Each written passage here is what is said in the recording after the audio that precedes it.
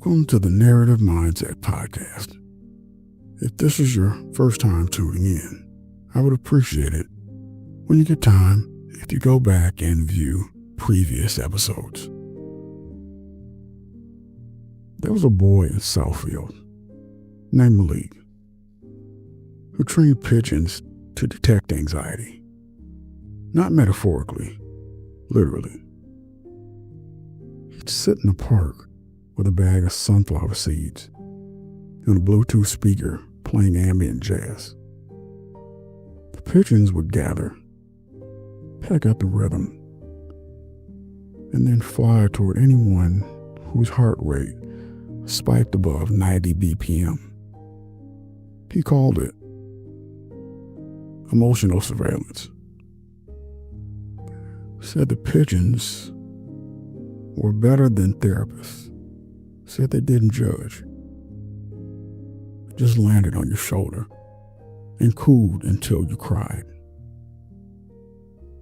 Said it helped him remember that healing isn't linear. Their fear doesn't vanish, it mutates. Malik started the program after his mother had a panic attack in a grocery store. No one helped.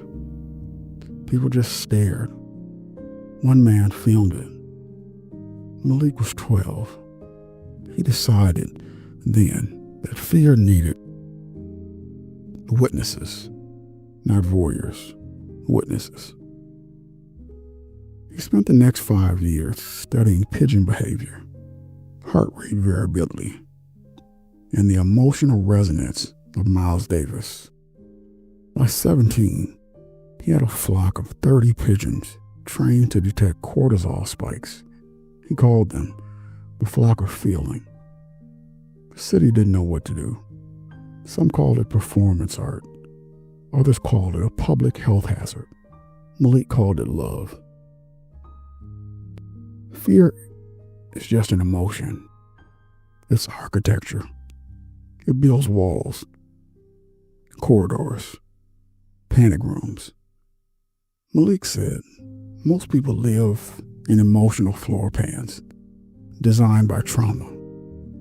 He said we decorate our fear with routines, with avoidance, with denial. I thought about my own architecture, the way I avoid eye contact in elevators, the way I rehearse conversations before they happen, the way I flinch when someone says, we need to talk. Maybe breaking the cycle of fear isn't demolition. Maybe it's renovation. Maybe it's letting pigeons fly through the hallways and leave feathers where the panic used to live. Same juice bar still smells like embalmed fluid and beetroot. Malik set up a pigeon perch outside. Said people needed emotional checkpoints. Said smoothies taste better when you've been seen. One woman ordered a turmeric shot and burst into tears. Said the pigeon reminded her of her grandmother's funeral. Said she hadn't cried in years. Malik handed her a feather. Said it was a receipt for her release. I started carrying feathers, not for symbolism, for grounding, for proof that fear can be interrupted, that cycles can be broken, that pigeons can be therapists. He's still there, the corner of 9 Mile and Rutland. Still stands for 47 seconds. Malik sent a pigeon to him once. It landed. He smiled. First time in months. Said he used to be afraid of being seen. Said the pigeon made him feel visible without being vulnerable. That's the trick, isn't it? Visibility without vulnerability.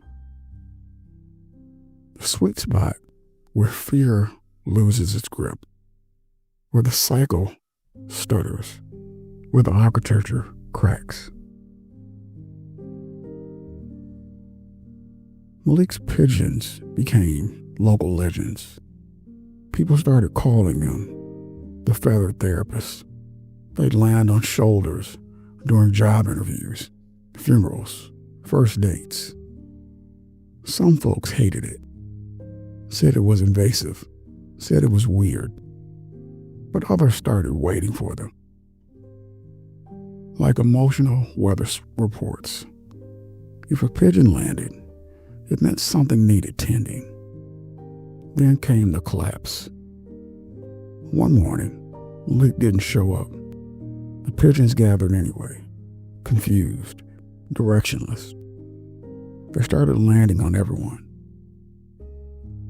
even the emotionally stable. Chaos. A woman screamed when 3 pigeons landed during her yoga class. A man punched one outside a CVS. The city declared a bird emergency. Malik was found in his apartment, curled up, silent. Said he'd absorbed too much. Said he'd become a conduit for other people's fear. Said he forgot how to feel his own. There's a danger in empathy and absorbing too much. Malik called it emotional osmosis. Said he'd become a sponge. Said he could feel other people's panic. Did. Said he started dreaming in other people's memories. I asked him, what broke him? He said, a pigeon landed on a man who didn't flinch. That scared me. Fear without reaction is the deepest kind. That stuck with me. The idea that fear isn't always loud.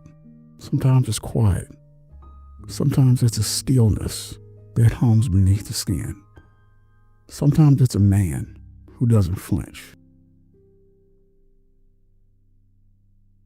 Malik returned to the juice bar, not to train pigeons, to sit, to listen, to heal. He ordered a beetroot blend and stared at the wall for 22 minutes. Said he was practicing emotional neutrality. Said he wanted to feel without absorbing.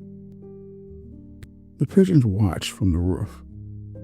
Didn't land. Just observed, like they were learning boundaries. A woman approached. Said she missed the pigeons. Said she hadn't cried since they stopped landing. Malik handed her a feather. Said, you don't need a bird to feel. You just need permission. Malik started a new ritual. Every Sunday, he walked to the park and released one pigeon. Not into the wild, into memory. He'd whisper a fear into its ear. Fear of abandonment, fear of failure, fear of being seen, and then let it fly. He called it the ritual of release. Said it wasn't about erasing fear. It was about naming it, about giving it wings, about watching it leave without chasing it. I tried it, whispered, fear of irrelevance, into a pigeon named Harold. Watched him fly toward the library. Felt something loosen in my chest. I revisited my emotional architecture. The hallways, the panic rooms, the corridors of avoidance. I started knocking down walls. Not all at once, just a few. Started making windows, letting light in, letting pigeons perch. Malik said, architecture isn't static. Said we can redesign our fear. Said we can build homes out of healing. Said we can turn panic rooms into mediation nooks. I believed him. The city tried to regulate the pigeons, passed a law, no emotional birds within 500 feet of government buildings. Malik laughed. Said fear lives in government buildings. Said pigeons belong there. People protested, held signs, let the birds feel. Emotions are not a crime. My therapist has feathers. The law was repealed. The pigeons returned, but differently, with boundaries, with consent. Malik trained them to wait, to observe, to land only when invited. Said to break the cycle of fear isn't about intrusion, it's about invitation. I don't know if I've broken my own cycle of fear, but I do know this. I've named it. I've released it. I've watched it fly. I've folded my rituals into new shapes. I've built windows in my architecture. I've let pigeons perch on my shoulder without shame. And maybe that's enough. Maybe breaking the cycle of fear isn't a moment. Maybe it's a practice, a ritual, a feather, a whisper. Maybe it's a story. Maybe it's you.